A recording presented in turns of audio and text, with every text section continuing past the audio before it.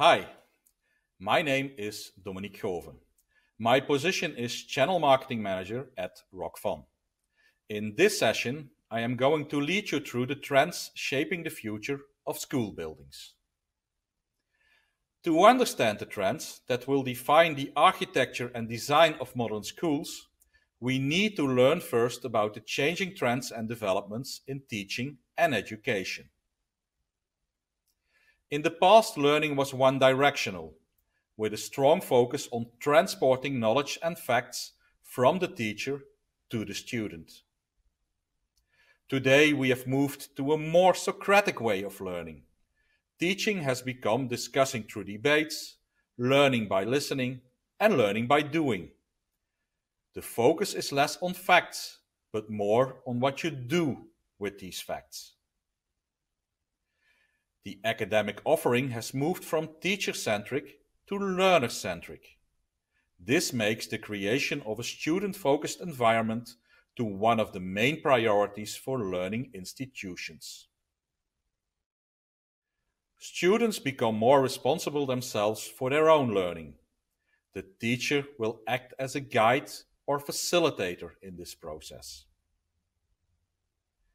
School campuses will be digitally connected, and students have more freedom in where, when, and how they study. A good ICT infrastructure and a good building design quality form together the value proposition of a school towards prospective parents and students. Dr. Otto Seidel of the German Institute for School Development stated in 2009 that students or pupils basically have three teachers. First, their student colleagues. Secondly, the teacher or lecturer. And last but not least, the school building. Therefore, we need to take a deeper look in what the current trends in the educational domain mean for the construction and design of modern schools. The Oxford University building near London tells the story of a decent British school of a high level. School buildings and school designs will become more and more a reflection of the way education takes place in the building. The way of teaching affects the physical design of the school. Once the academic offering will change, buildings will need to be able to respond to that. The ease of reconfiguring spaces allows to hold different learning activities in the same room. Teachers and students can personalize the room to make it their own. This requires the design to show a high level of responsiveness. The visual experience and culture that an institution fosters is an integral part of the school experience today. It impacts how well students learn, socialize, and will stimulate them in their imagination. Colors breathe life into spaces and often are used for branding purposes, for wayfinding, or for differentiating spaces. Where classical classrooms were designed to lecture to 20 or 30 students, seated at desks in a row, now the division is made in small groups of 5 or 6 who discuss a subject or theme. Schools are encouraging gathering and mini communities, in which each individual student is a key member of that community. Learning zones are created where students can talk, share different points of view, and enjoy the time spent together. It is without saying that this way of teaching leads to high inquiries on the fields of acoustics. Schools take full advantage of their real estate by increasing the use of spaces in between classrooms and other learning facilities.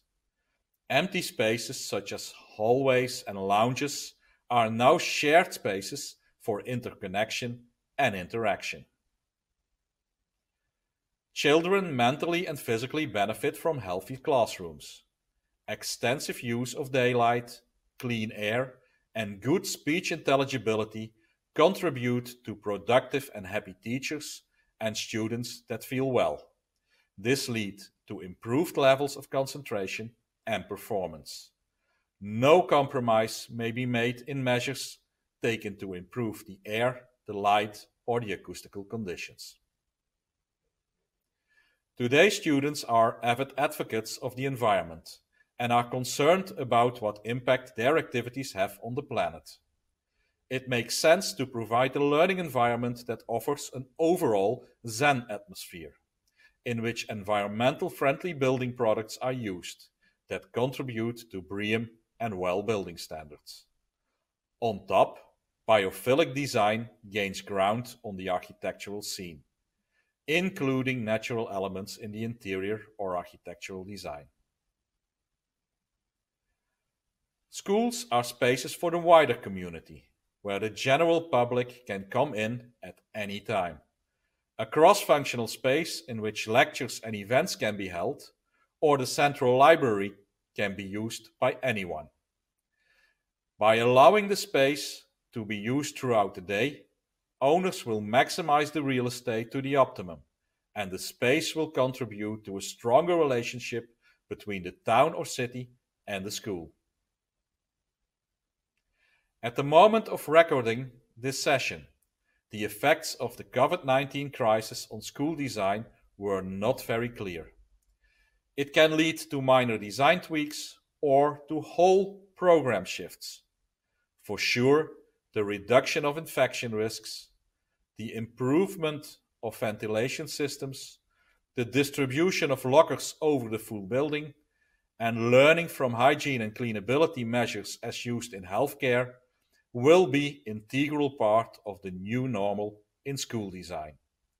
Maintenance costs will grow, and physical distance rules can lead to space deficits, which will be filled by using underused spaces within the local community, such as community centers or libraries. My name is Dominique Gove.